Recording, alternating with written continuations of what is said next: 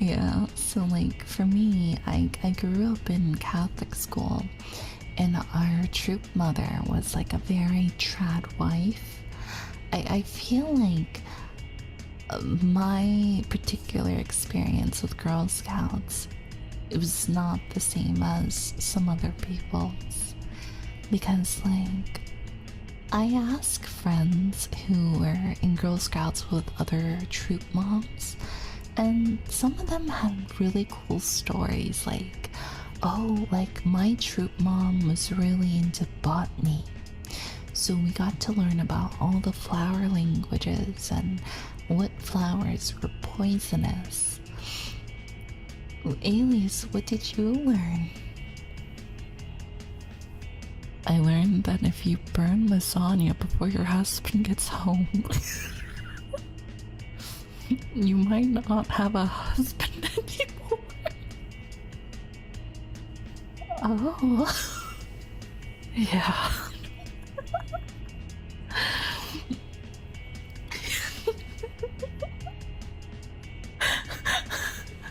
It was bad. It was bad. But I also think like our troop mom was just going through it. She was going through it. Like, she was like, remember, girls, if your partner comes home smelling like another person's perfume, one can use deductive reasoning to think you're not crazy. I'm like, I'm gonna go to the ant hill and feed the ants. But like, yeah, our troop mom was very trad wife, going through a lot of relationship issues. And like, she focused a lot on like on things that I reflect back now, and I'm just like, okay, lady. No kids for you. I'm gonna take, like, if our Bouquet Jr. had a troop mom like that, I'd pull them out immediately.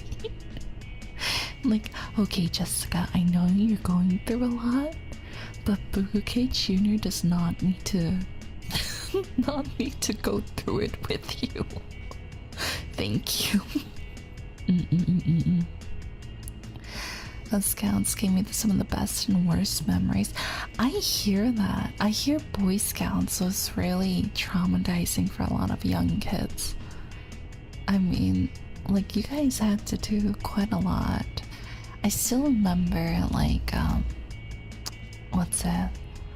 Like, Alias, when he was in Boy Scouts, he would, like, come back from camp, like, completely covered in mud and like grime and cuts, and would be like, Alias, what happened? And he'd be like, camp. What does that mean? And you'd be like, Boy Scouts, we don't snitch. What happens at Boy Scouts stays at Boy Scouts. It was cold, mother.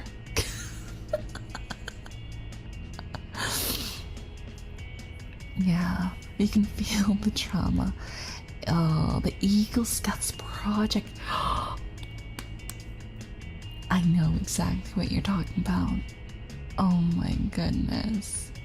And like, you have to get like all these badges too, right? So like, one of them was like a health badge.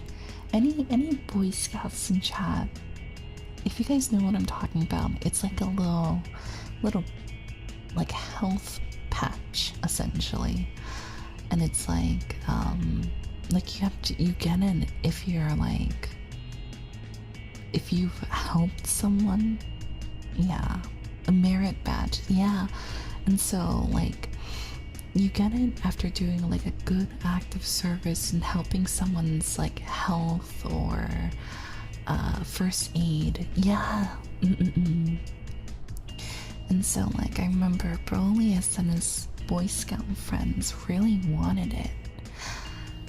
And like you can earn it by like doing something like volunteering at like a retirement home, or you know, like something like that, or like going to a hospital and like volunteering there. There's so many different ways you can get this badge. And like for Girl Scouts, like that's what we did when we got the health merit badge. Is we went to like a retirement home and like entertained the elderly. And then for Brolius and his troop, like their troop leader was, I think, probably the like he was crazy in his own way. So he was like a ex-military guy with a little too much PTSD to be out here with these kids, in my opinion. Denaya, thank you so much for the super chat. You mostly get them fulfilling requirements to prove that you know the subject. Yeah, exactly. But thank you. There you go. But yeah, you can get it from like taking tests and like showing up. But but Broly's troop leader was like an ex-military man who was like you have to learn from experience. And so Brolius and his friends like took it to heart. And I remember they were all taught like basic first aid. And then when it came time for the badge, like Brolius was like, hey Kevin, yeah?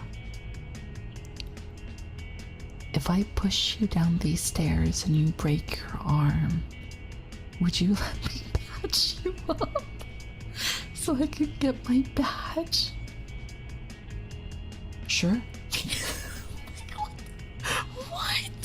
What? Boy Scouts and John, can you tell me if this is normal? Is this normal? I remember discussions like that. I see. So Brolius wasn't the only one. This is normal. Yes. And then like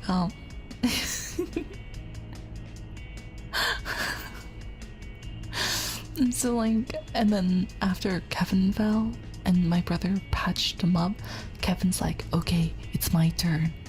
I need you to cut your arm or finger with your pocket knife. But you have to let me patch it up for you, bro. And to this day, Brolius still has a scar on his arm from when he used a pocket knife and went pew. And then Kevin patched him up. It was nothing super deep, but it was like it did bleed. And yeah. And then they both got their patches after that. I'm just like, maybe I don't want to be in Boy Scouts. I don't know if my scout leader left me in the parking lot in the shady part of town. My mom didn't let me go back after that. Yeah, scout leaders were kind of crazy.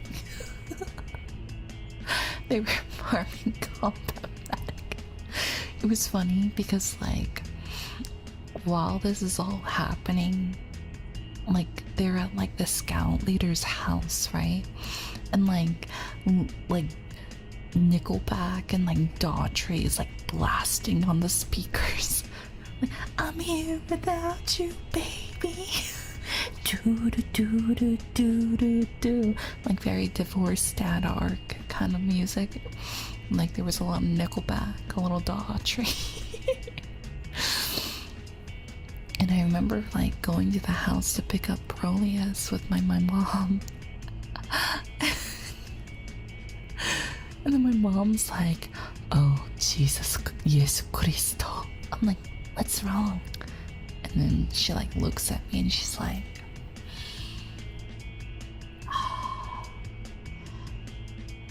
Alias, never go to this house alone. What?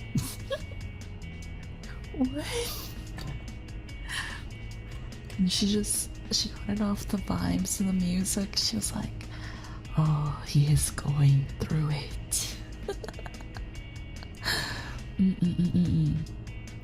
Oh yeah, like yeah, some of the Girl Scout like troop moms are really cool. I remember we had a rival troop. So by the time I hit like 5th grade, I had been a Girl Scout with the same, trad wife, troop mom for like all my life, right? And we always had this rivalry with the public school troop mom that was like the closest one to us. And she was so cool because she had all these like tattoos and like she was they were both young. They had to be like maybe 30-ish. So like they were both young and the rivalries come. Yes. No, we would fight about cooking turf. So like, oh, like for example, if our troop wanted to, do it at a certain grocery store, their troop would also be there. So like me and my my childhood friend, she and I would we were talking about this actually pretty recently about the Great Cookie War. The Great Cookie War. I had the trad wife mom. So the Great Cookie War was this time period during 5th grade when we were selling cookies at this grocery store, right outside, and it was cold. It was so cold outside. We were both shivering like little leaves. And our trad wife, troop mom, was like, it's good for your skin. You guys remember to put lotion on. You're gonna dehydrate in this cold weather. And then tattoo mom was giving each little girl little heat packs.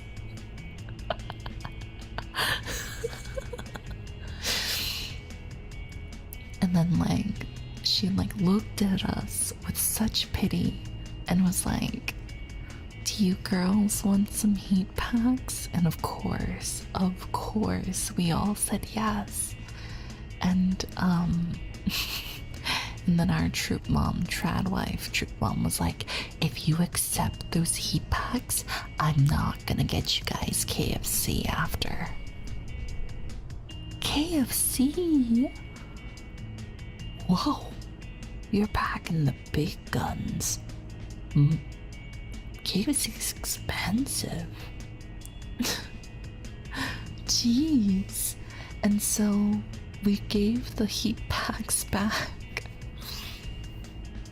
And then the tattoo mom was like, girls, by the way, since we've been here for 3 hours, the pizza's on its way. Hot, fresh Papa John's pizza. they get pizza. And so trad wife mom goes, well, you may be having pizza, but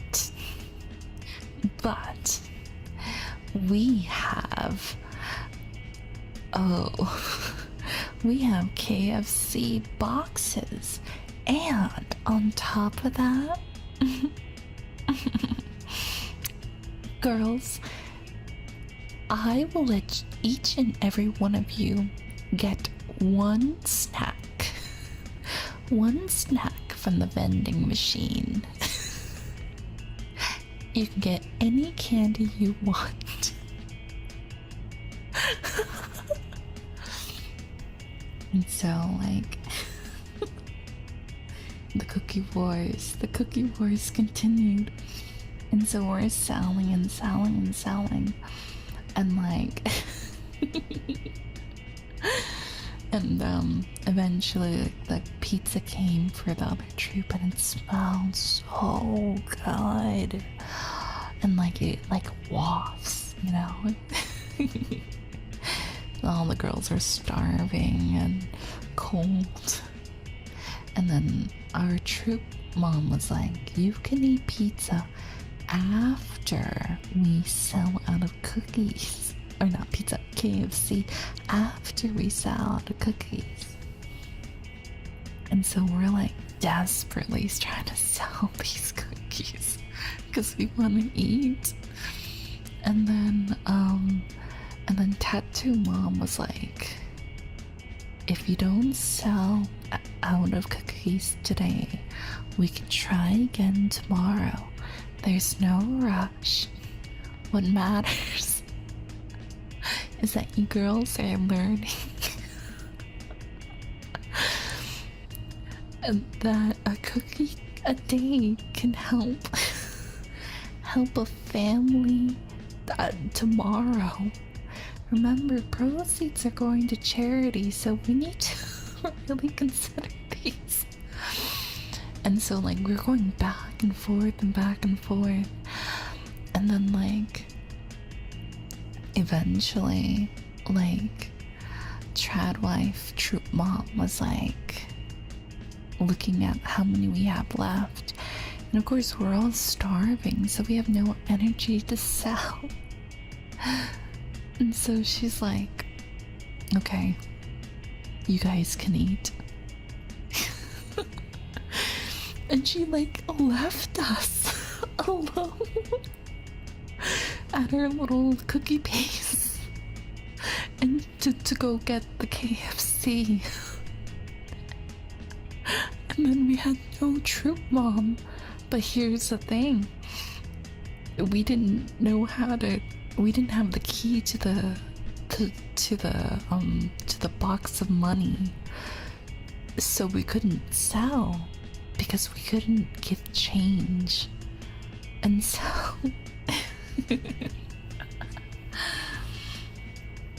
we couldn't give change, so whenever like a person came out and we were like, hi, would you like to buy cookies? The people like, hey, I want a box for $2.50, but I only have a $5. We were like, you don't carry quarters? And then the lady, tattoo troop mom, was like, I can break a $5. And because she was the only troop mom there, they assumed we were all just one huge troop. And so every time we like got a customer close, tattoo mom would take the customer. So we were basically working for them for like 40 minutes. And so she was using us as free labor. And they sold out. And then Trad Mom came back and was like, how did you guys not sell a single cookie since I've been gone? And we were like, we don't have access to the cash box. And she was like, oh, Oh. And then, like, I remember, I think it was like sixth grade. Sixth grade. I moved to public school, because we couldn't afford Catholic school anymore. So I moved to public school for the first time, and and of course, because it was a little further, I wasn't in the boundary of my old troop anymore. So my mom, she like looked online and like asked people, and you know, my mom's English is not the best, but she was like, oh, you know, I want Alias to join the Girl Scouts here too. Do you have? And I joined. And on my first day, I'm like practicing my introduction again. I'm like, hello, I'm Alias. No. Hello, I'm Alias. No. I'm, you know, like 12 years old. I like ponies and I like fishing. And then I look up at my troop mom and I see tattoo mom. And I'm like, no.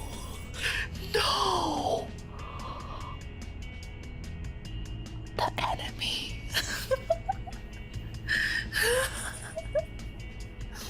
And because I had switched schools, I wandered into her district. And I was with Tattoo Mom for like a good 2 years, and every time we went to go sell cookies, I'd see Trad Mom look at me, look at Tattoo Mom and be like, What?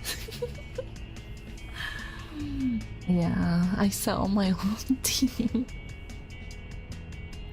And so while they were freezing, I had a nice handy pocket warmer. And like, I tried to like go to their side and share my pocket warmer. And I still remember Trad Mom Live being like, no, you are the enemy now. Alias Anono. But my friends, they are not your friends anymore. You are the enemy.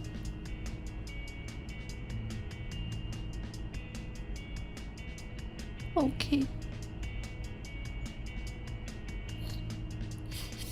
I'm gonna kick your ass and sell more cookies than you, bitch. So.